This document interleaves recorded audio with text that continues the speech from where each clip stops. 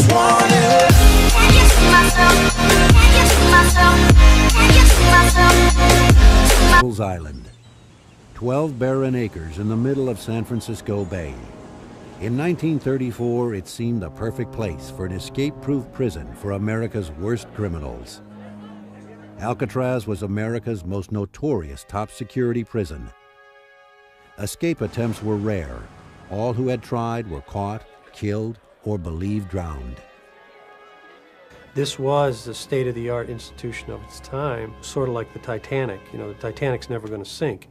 And I think everybody just figured that nobody's going to escape from Alcatraz. But on June 11, 1962, 3 prisoners did the unimaginable.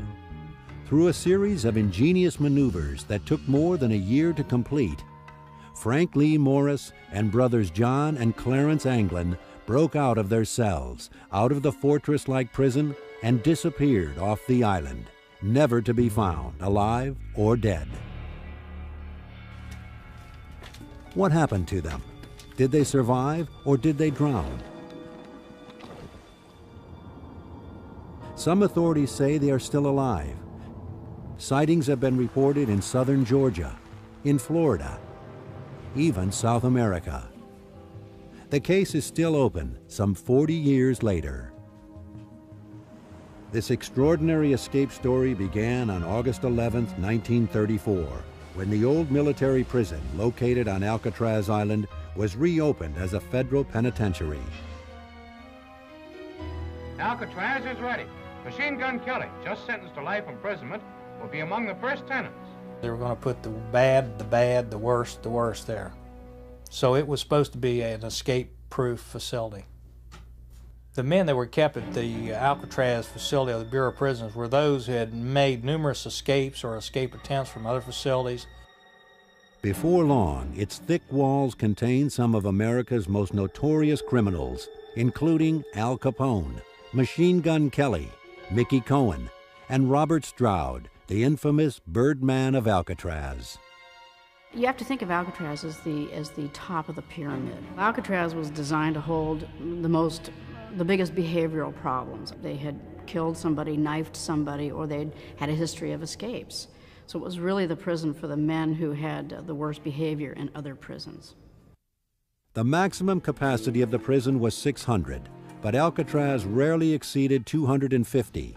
It boasted the highest ratio of guards to prisoners. Authorities claimed it was impossible to bust out of Alcatraz, and to be sure, there were many obstacles to escape.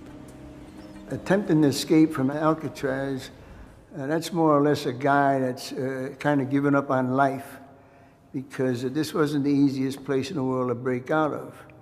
They had one guard here to every 3 prisoners. They had 9 official standing counts, but they counted us every 15 minutes, 24 hours a day. The newly outfitted facility had state-of-the-art steel bars, thick concrete walls, and guards rumored to be marksmen with shoot-to-kill orders. The island was covered with fences topped with barbed wire. Every day there were many scheduled and unscheduled body counts and cell inspections. Then there was the bay itself. Alcatraz was an island prison. It is more than a mile to San Francisco. The water was said to be unbearably cold, the tides and currents treacherous. And finally, there were reports of man-eating sharks. Some of this was true, and some was just exaggeration designed to scare the prisoners. Alcatraz Island has been surrounded with myths from its very inception. Some of those myths were that the water was way too cold for a man to survive the swim from Alcatraz the 1.5 miles to the mainland. This is not true. Since 1900, it had been swum regularly with no problem. There was also the myth put forth that the guards on Alcatraz were expert sharpshooters. Many of them were not sharpshooters at all. The Bureau of Prisons announced publicly that San Francisco Bay was filled with great white sharks, which of course eat human beings. There are no great white sharks in San Francisco Bay, and there never have been. In spite of all this propaganda, escape attempts were still made. 1,576 prisoners went through Alcatraz during its tenure as a federal prison. Of that large number of men, there were only 14 escape attempts of which we are aware, and 36 men who tried to escape. None of those men succeeded. Some died violently, some were shot to death, most were recaptured. Some escape attempts were mad dashes to freedom. Some involved terrible violence. Some were hopelessly inept. What they all had in common, though, was failure. Until Frank Morris and brothers John and Clarence Anglin came along. Both Morris and the Anglin brothers had been in and out of jail since they were teenagers. Robert Anglin is the brother of John and Clarence. They started off as pretty young kids, I would say 8 or 10 years old, and they would pick up things in stores. I guess it would be petty larceny. John and Clarence Anglin were always in trouble, always stealing together, always planning and organizing their burglaries. They had to go to the reformatory school for that for maybe a couple of years. And they had broke out of one right after another. They couldn't keep them in them. Yeah. They committed a bank robbery with a toy pistol and were caught. You don't go around robbing banks with toy pistols, you get killed. When they were caught, they threw the book at them. They wound up with 30+ years for sentences. John William Anglin was doing his time at the federal penitentiary at Leavenworth, Kansas. When he tried to escape, he was transferred to Alcatraz in the autumn of 1960. He was 30 years old. The following January, Clarence Anglin, a year younger than his brother, followed him from Leavenworth to the Rock. Frank Morris came from a very tragic background. Mother, father abandoned him, drifted into crime, wound up in various state prisons, including Florida's. Frank Morris was serving a 14-year sentence for bank robbery at the federal penitentiary in Atlanta, Georgia, when, in January 1960, he was transferred to Alcatraz. It was in the spring of 1961 when these men first hatched their plan to break out. But it was more than a year before they made their escape off the island. How did these ordinary men, these seemingly incompetent criminals, manage this daring adventure? Breakout from Alcatraz will continue in a moment here on the History Channel.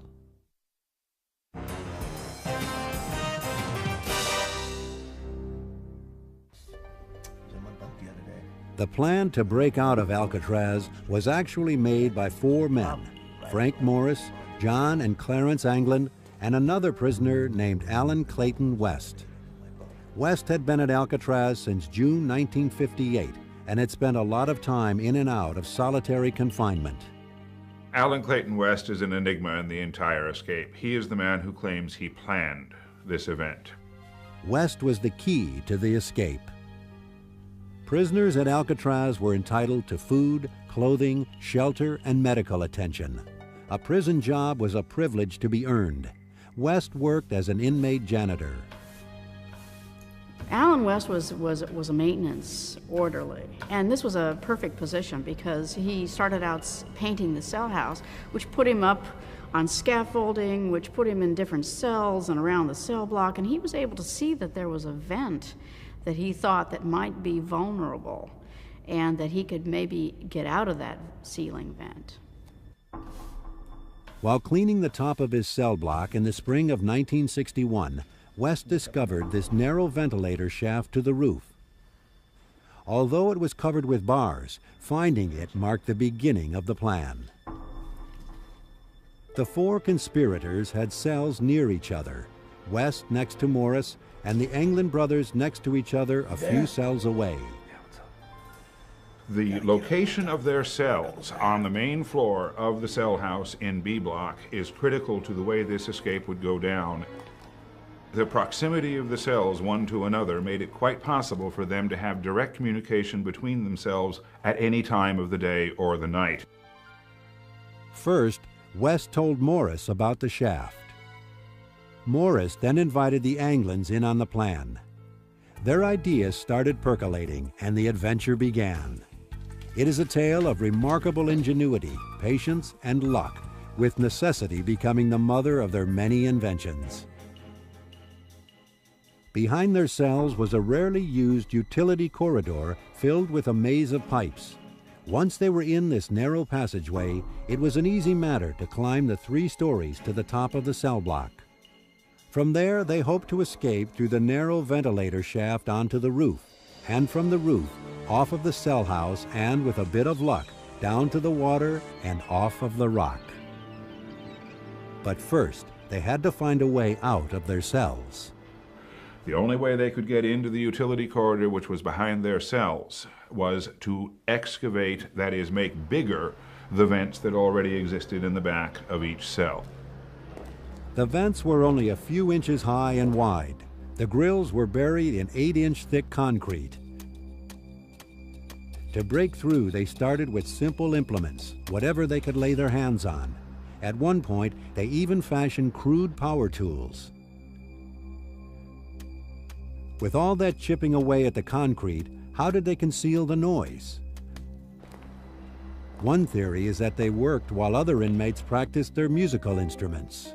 Every night after dinner, the musicians were allowed to play for approximately an hour and 15 minutes. There were accordions, saxophones, trumpets, guitars. I mean, it was just a cacophony of noise. A former prisoner, Whitey Thompson, provides another explanation. He was on the same cell block as West, Morris, and the Anglins, and says ongoing construction in the cell house also helped cover the noise they were making. The maintaining guards was knocking out a wall over an A block to make it bigger, to make it into the records office. Them jackhammers, when they're knocking out that wall, I mean, that sound was deafening. And under cover of the same noise, Morris and the England brothers were going through the backs of their cells with these little homemade chipping hammers. Finally, after several months, they were able to squeeze their bodies through. The excavation of the vents in the back of the cells they concealed by making fake vents out of cardboard.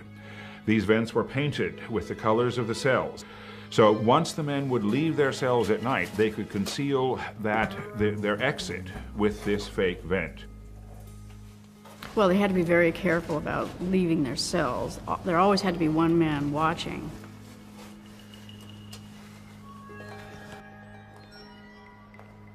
They simply had 2 men and 2 men, Morris and West, and the Anglin brothers, and one of them would watch while the other one would dig. Their secret plan was widely known among the other prisoners, dozens of whom actually helped. I was astounded to read in the FBI reports that maybe as many as 80 inmates out of the 160 or 180 that were still on Alcatraz knew about it. Myself, when I was a prisoner here, anyone that attempted to escape or wanted to escape, I'd help them all I can. That's the way a good inmate does. He helps another inmate any way he can. You know? So whether you want to go or not, if you can help him, you'll help him. But even if the 4 prisoners could break out of the cell house, they had a much bigger problem: how to get off the island. The treacherous San Francisco Bay would be their greatest obstacle. Swimming in the frigid waters had halted earlier escape attempts. They would need some type of boat. Remarkably, they found the solution in the prison's own library. In this issue of Popular Mechanics magazine, still kept in the Alcatraz archives, the men found an article explaining how to construct life jackets and an inflatable raft. They smuggled dozens of raincoats into the cell house, sewing the rubber backing together to make life jackets and a raft. A lot of the help that they received is what you call mule work. People carrying items back and forth from industries or from the dock or from various details, hiding things, passing them on to the next person. So there was quite a bit of that going on. They needed a place to hide these tools and a place to build their raft. The only choice was on top of the cell block, but it was in plain sight of one of the guard stations. Facing this challenge led to their most ingenious deception. One of the most controversial aspects of this escape, and this was hidden from the general public until the early 1990s, was the fact that a part of the cell house was blocked off from view by between 40 up to as many as 80 blankets. Alan Clayton West is the one who pulled this stunt, the biggest trick of this entire escape. West convinced the guards that to prevent dust and paint from splattering on the floors below while he cleaned and painted the top of the cell block, that he had to hang blankets. Damn it, West! What's going on up there? Of course, the real reason to hang blankets was to conceal their work on the escape. They were able to follow through with their escape because of the incompetence of the security. No question about it. Can you imagine being able to put up blankets on top of a cell house so that no one could see what was going on behind those blankets? Unbelievable. It staggers the imagination today, but the guards allowed the blankets to hang for more than 2 months. Their resourcefulness was often ingenious. To fool the guards while they worked on top of the cell block, they constructed dummy heads to pass the nightly head counts. These are the actual heads they made, carefully preserved in the prison archives and rarely seen. People wonder, where did they get this material to make a mask? Everything was already in that cell. You take soap, mix it into a paste. You take toilet paper and mix it into mache, mix the concrete dust from the concrete, the dust you accumulate from under your bed, the soap, and the toilet paper, combine it all together and you can make a terrific mask. Whitey Thompson provided an essential ingredient. I'm the artist that showed Frank Morris how to mix the color of flesh tone for them dummy heads. To make the dummy heads as realistic as possible, they covered the fake heads with human hair. Clarence Anglin was working in the barber shop at this time, and he would leave at the end of the workday, returning to his cell, carrying real human hair in his pockets. After many months of preparation, the last step of the plan, making the raft, was nearing completion. The 4 prisoners were now counting the days until their breakout from Alcatraz, the inescapable prison. Breakout from Alcatraz will continue in a moment here on the History Channel.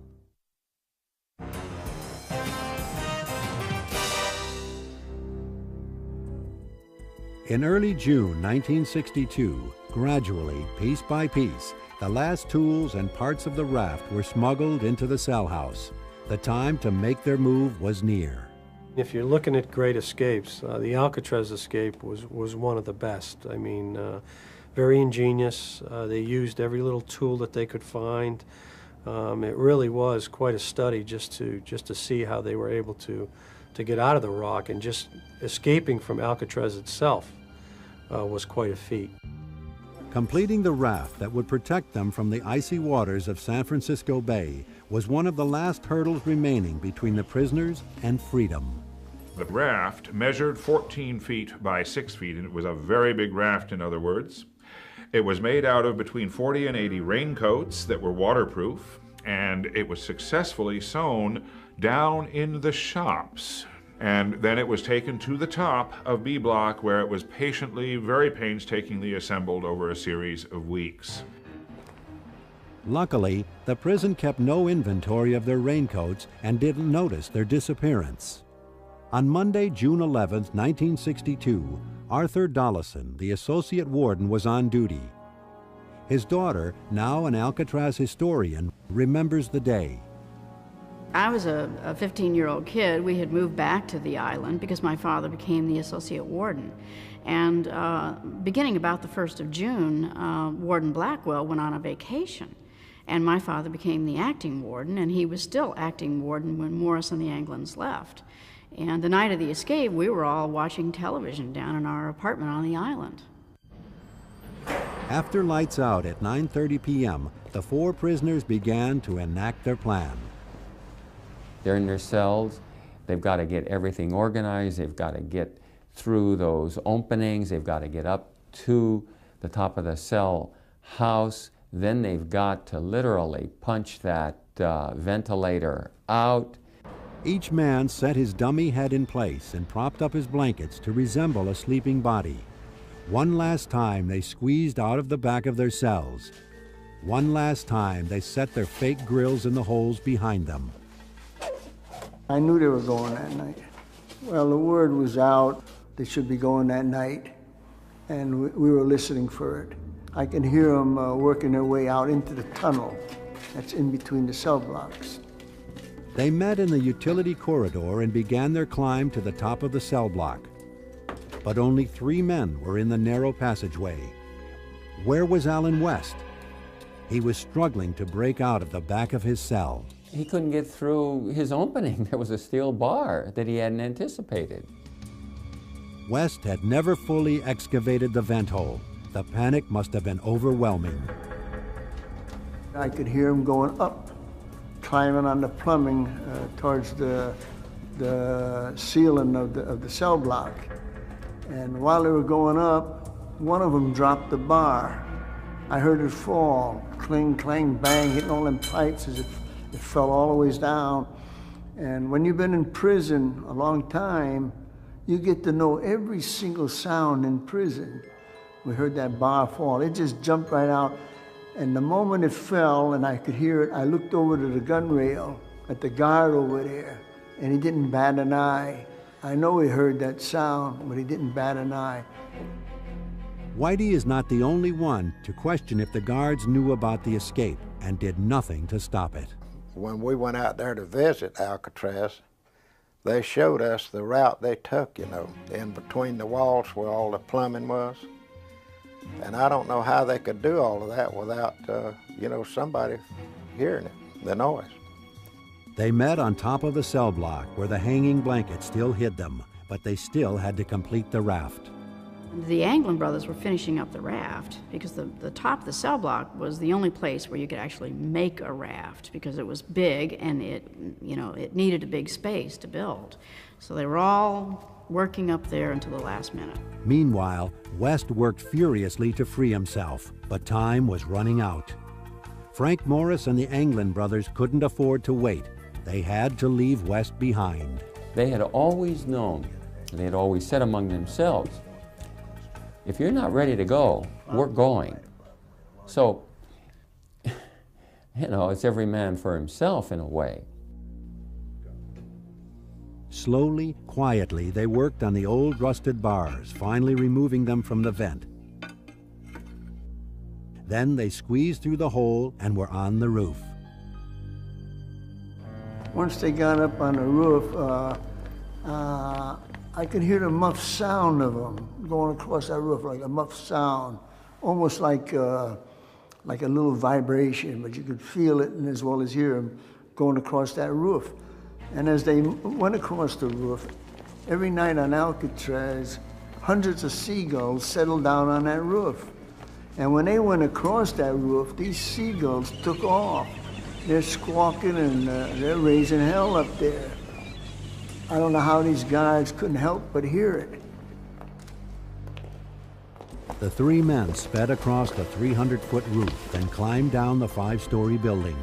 Once on the ground, they cut their way through 2 8-foot fences topped with barbed wire and made their way past the water tower and down a grassy hill, all the while unseen by the guards in their towers. And there was found an imprint of a raft measuring 14 feet by 6 feet, and the men had obviously gotten in this raft and gotten off the island. Eventually, West was able to break out of his cell. He scrambled through the ventilator shaft onto the roof, but he was too late. The others had gone. The man who came up with the original escape plan waited on the roof until dawn, when he returned to his cell in despair. His cohorts had already inflated their raft and glided into the water. What happened next is one of the great riddles in penal history. But as far as the authorities know, the 3 men disappeared forever. Breakout from Alcatraz will continue in a moment here on the History Channel.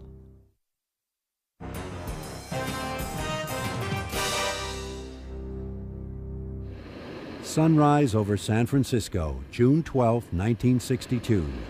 More than 9 hours have passed since the three prisoners slid their raft into the bay.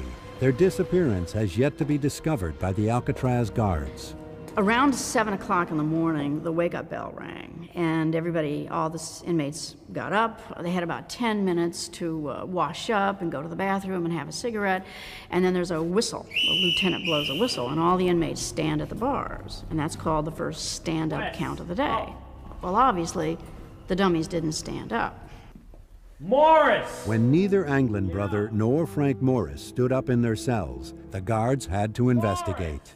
He stuck his hand in there to push one of their heads to wake him up. Get up! And the head rolled over on the floor. The guard jumped out quite a ways when that head rolled on the floor. Arthur Dollison, acting warden, got the call. His daughter speaks of that morning. There was a phone call that came to my house, and my dad told me later that he reached to the phone with dread because he just had a bad feeling. And when he picked up the phone, they said, "We've got 3 dummies in the cell house." And they meant that literally. He rushed out of the house, and then the next thing that happened is that there was a siren. The alarm could be heard everywhere on Alcatraz Island. Once the acting warden arrived, the investigation began immediately. Because of the hole in the back of West's cell, the questioning began with him. Alan West had to acknowledge that he was part of it because there was this huge opening in the back of his cell. And so, of course, he was brought in, and he appeared to cooperate. I mean, there was nothing else he could do. He provided some details, and he did not provide certain details. He told them what was safe to tell them, and that would not jeopardize the chances of the others. Dozens of Alcatraz guards explored the island from top to bottom, the cell house and on the prison roof, in the power station and in the workshops. They combed the grounds under the water tower and all along the shoreline. They circled the island to look for bodies and to check the numerous waterline caves where men could hide. While the guards hunted, the other prisoners were held in their cells, waiting to be interrogated. They talked to all those guys. You couldn't get no one to talk on Alcatraz. None of these guys would ever talk. At the same time, the dragnet was rapidly expanding. The search was supposedly one of the largest manhunts since the Lindbergh baby kidnapping. And it was an air, land, and sea search. The Coast Guard put out 3 cutters and aircraft, all the local police, the FBI, of course, were called. When the federal agents arrived, they were amazed at what they found. The first questions that arose is, what the dickens are those blankets doing up there on top of B Block? But what the FBI found behind the blankets was even more shocking.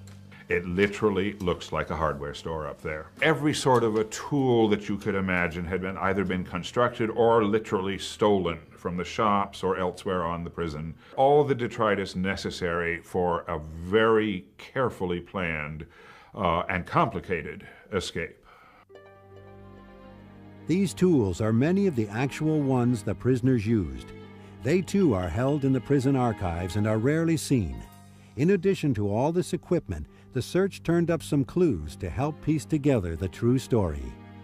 Well, we know that the men actually built 2 rafts. One of them was found, apparently left behind for Alan Clayton West. It was a smaller raft. It was not so well built. There was a life preserver left on top of the cell block. There was a paddle left on top of the roof. The life preserver that was found on top of the cell block was West's. They did not need a 4th life preserver, so they left that behind for West in case he got out. The investigators doubted the 3 men could make it to shore on a flimsy raft made of old raincoats. However, as no bodies were found, the FBI operated on the assumption that the prisoners did, in fact, make it to land. Word of the escape was quickly picked up by the press. It was a very big story. As a result, hundreds of leads poured in. I remember The national press that was involved in this, the big FBI manhunt, their pictures were all over every single paper, probably around the world. 2 days after the escape, the search uncovered something in San Francisco Bay. The first thing that was found was a paddle. It was floating between Angel Island and Alcatraz. And it was matched to a paddle that had been left behind on top of the block, so they could prove that it was a homemade Alcatraz paddle. The next day, the crew of an Army debris boat discovered an important clue in the waters just off Angel Island, more than a mile from Alcatraz. The second thing that was found about 2 days later was a packet of photographs. Now, it was actually in about 3 feet of water. It was made of the same raincoat material as the life preserver on top of the block. And when they opened it up, they found about 88 photographs, many of which were identified on the back as being an Anglin family member. Also included in the packet were 9 slips of paper with names and addresses of friends and family. The FBI believed the fugitives would never have left this behind. Thus, they concluded the raft must have sunk and the fugitives must have drowned, but not everyone agreed. Back then, when they found their photographs, the family photographs in the water, I figured then that they had drowned. But, of course, again, you never know. They could do that to throw them off their trail. Members of the Anglin family believed the 3 escaping men made it across the bay alive. We had sent them pictures of different members of the family. They had them in a little plastic bag. And they let go of that stuff probably to throw the law off. The law finally said, you know, well, they wouldn't depart from something like that. Well, that didn't mean nothing to them. They wanted to get away. I think they made it. Over the next few weeks, more confusing clues were found. 1, then 2, then 3 of the life jackets the men were wearing on the night of their escape floated and appeared in San Francisco Bay.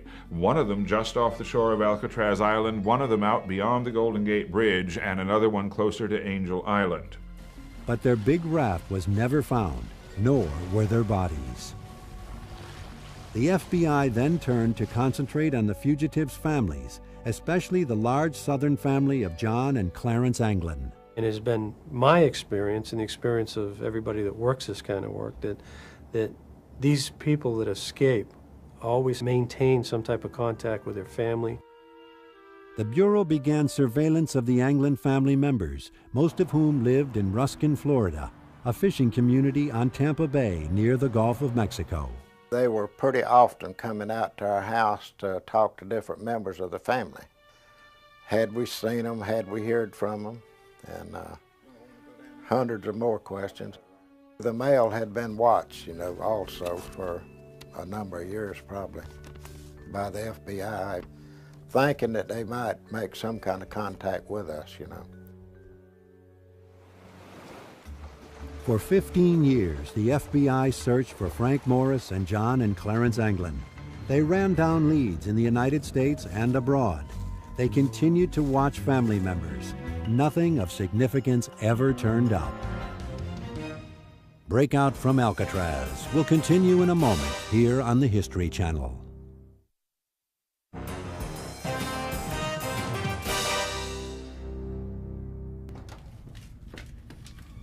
"15 years after the Anglin brothers and Frank Morris escaped from Alcatraz, the FBI still had no success in finding them or their bodies. In 1977, the U.S. Marshals took over the search. One of our significant core missions in the Marshal Service is our Fugitive Apprehension Program. And that basically is we look for individuals that are wanted by the federal court.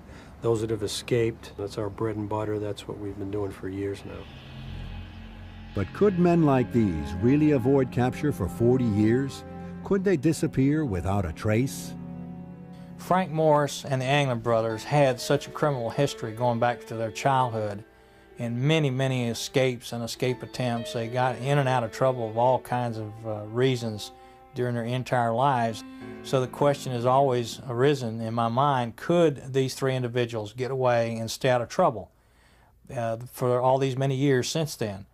Once you escape from Alcatraz, you go underground, and that's it for the rest of your life. you simply become part of the woodwork. You're ordinary. Ordinary or not, sightings of the fugitives and leads to their whereabouts trickle in to this day. A lot of phone calls, a lot of leads. Some were good and some were the typical one where I just saw somebody who looks like him in a 7-Eleven, or I saw somebody passing me by in a vehicle. But there were a couple, 2 or 3 real good ones that we ended up following up. This mystery has hung around for 38 years. And people being as they are, they cheer for the underdog, and I'm sure a lot of people think, are wishing and hoping that they did make it out. And we're just wishing and hoping that we will find the answer to that question. Many of those who have studied that question believe the raft deflated and the convicts had to swim for their lives. They were old, Navy issue raincoats. I have to think that the raft started to break up almost immediately, and they started to sink, and they were forced to put on their life jackets, and they were fighting cold, cold water with all of their clothes on. The government's position is that the escaping prisoners probably drowned in the bay. But others argue they have no hard evidence of this. The Bureau of Prisons, to this day, will tell you that they drowned. But there's no proof that they drowned. Police officers will admit that anytime there's a drowning, those corpses usually wind up on the shores. For 3 to not wash up anywhere tells me they definitely made it. My belief is that somebody was waiting out in the water in a boat, and I believe that they made their escape that way. The raft was never found, and I would go back to the fact that the raft having never been found, along with no bodies been found, that raft was taken on the boat that met them and picked them up. This theory maintains that a boat was arranged by another prisoner at Alcatraz, a former mob boss from Harlem named Ellsworth Bumpy Johnson. Bumpy Johnson was the type of guy that would have helped any way he could. He was that type of person. He was anti-police, anti-establishment. Bumpy Johnson had connections. If Bumpy did that, then I would say, yeah, they got away. It was illegal for an unauthorized boat to get within several hundred yards of Alcatraz. However, official police records confirm that there was a boat between Alcatraz and Angel Island on the night of the escape.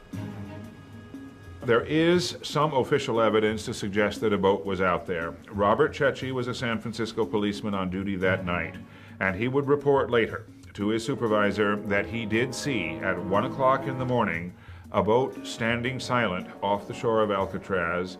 After a period of time, its motors were re-engaged, the lights came back on, and the boat went right out sailing through the Golden Gate and disappeared. The authorities believe that if the fugitives survived, it's likely they fled the country, first to Mexico and then possibly to South America. These men had studied Spanish while they were in prison during the course of the 9 months they planned this escape. The men did plan from the very beginning to escape down to South America, where they figured they would be fairly secure from discovery. A search of Allen West's cell turned up a map of Mexico torn out of a Rand McNally road atlas. The question has been asked many times about just where did these 3 individuals go after they escaped. Brazil would be one of those countries that you could go to and there's no extradition. A lot of criminals who have gone to Brazil to escape American authorities in the past. The marshals had good reason to suspect that this is exactly what Morris and the Anglins did. Another individual out in Texas came up with information that her grandfather had pointed out to her one of the individuals who had escaped successfully from Alcatraz and was looking for paperwork to get out into a foreign country. One of the most promising leads involved a former friend of the Anglin brothers who reported seeing them in Brazil in 1975. Art Roderick was directly involved in the investigation of this tip and interviewed the informant himself. This one seemed to be pretty good based on the fact that he had known them previously and wasn't just identifying them off, the pictures that we had.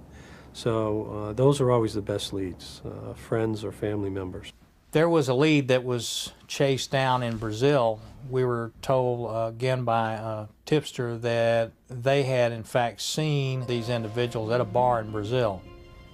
We pursued that to the point where a deputy did in fact go to Brazil and find this bar and did some interviews down there without any results. In 1989, a promising lead started one of the most peculiar escapades in the continuing manhunt. The informant was a woman the authorities called Kathy. There were anonymous tips called in, and one of those was forwarded to our office here in Tallahassee. It was with a description of where a house and a trailer located outside of Marianna, Florida was located. That there were two people living there that was believed to be Anglin and possibly Frank Morris. Marianna is in northern Florida near the Georgia and Alabama state lines. For several weeks, U.S. Marshal Mac McClendon drove down the remote backwoods roads hunting for the fugitives. That lead led us through half the county, and we did not find the place we were looking for. The individual who provided these anonymous tips had knowledge that most people would not know unless they were familiar with the case, familiar with the Anglin brothers. In spite of all the tips and all the searching, they could not locate the fugitives. True believers also cite a great deal of circumstantial evidence suggesting the fugitives survived. Over the years, the Anglin family has received numerous unexplained letters and postcards, especially at birthdays and holidays. And every Mother's Day until her death, John and Clarence's mother received flowers from an anonymous source. There have been other incidences, mysterious telephone calls that have persisted from 1962 all the way to this very day. And then there is the most astonishing story concerning the funerals of the Anglin parents. These may just be rumors, but they are widely told and widely believed. In 1973, the mother died. We know that at the funeral for Rachel Anglin, the mother of the two Anglin brothers, we know, and the FBI was there attending this service, and we know that two tall women, unusual looking and very tall, showed up. They were in long dresses, heavy makeup, said not a word to anyone, and disappeared long before any of the FBI agents who were there at this same service could question them. If they had survived, could Frank Morris and the Anglin brothers still be alive today? And if so, what would they look like? The History Channel asked the National Center for Missing and Exploited Children to use its unique computerized age enhancement process to see how the famous fugitives might look today.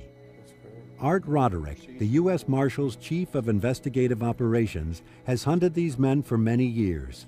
He reviews the technique with the engineer. The computer technician copies aged facial features and pastes them into the new profile to suggest how the men would appear now. So what you have is like a file in there with a bunch of noses, and you pick the one that's closest to the original mugshot of Frank Morris. Right. And then pull it up and then, okay. Morris was 35 years old at the time of the escape and would be in his early 70s. It's startling to watch as John Anglin ages from his early 30s to his late 60s. Clarence Anglin's image goes through a similar transition, and this is what he might look like if he was still alive today. Hopefully, this will assist you guys in your efforts to try to locate these three escapees. Looks fantastic. It'll definitely generate some phone calls. After some 4 decades, there is still no consensus regarding the fate of the famous fugitives. Perhaps that is what gives the story of the great Alcatraz escape its enduring appeal. It's difficult to speculate, and I hate to say that they didn't make it, because as soon as I say that, sure enough, they'll turn up a week later. But more than likely, I don't think they made it out of the water to the other side. For those people who insist they drown, I respond by saying they haven't done their homework. They don't know what these boys were really like. They were not going to drown.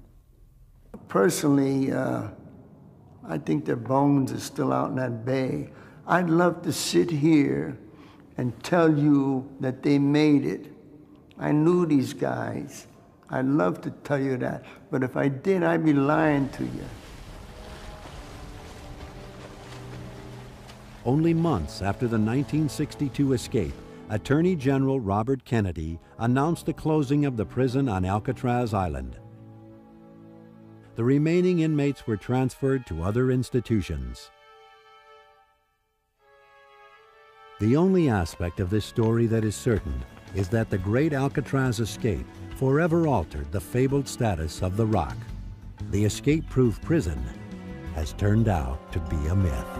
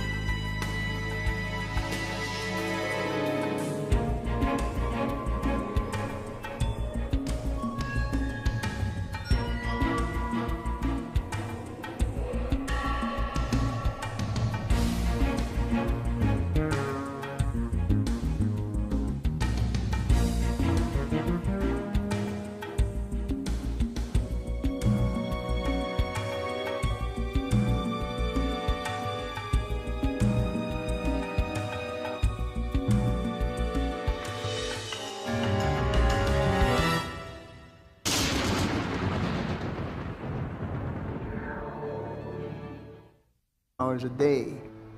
The newly outfitted facility had state-of-the-art steel bars, thick concrete walls, and guards rumored to be marksmen with shoot-to-kill orders. The island was covered with fences topped with barbed wire. Every day there were many scheduled and unscheduled body counts and cell inspections. Then there was the bay itself. Alcatraz was an island prison. It is more than a mile to San Francisco. The water was said to be unbearably cold, the tides and currents treacherous. And finally, there were reports of man-eating sharks. Some of this was true, and some was just exaggeration designed to scare the prisoners.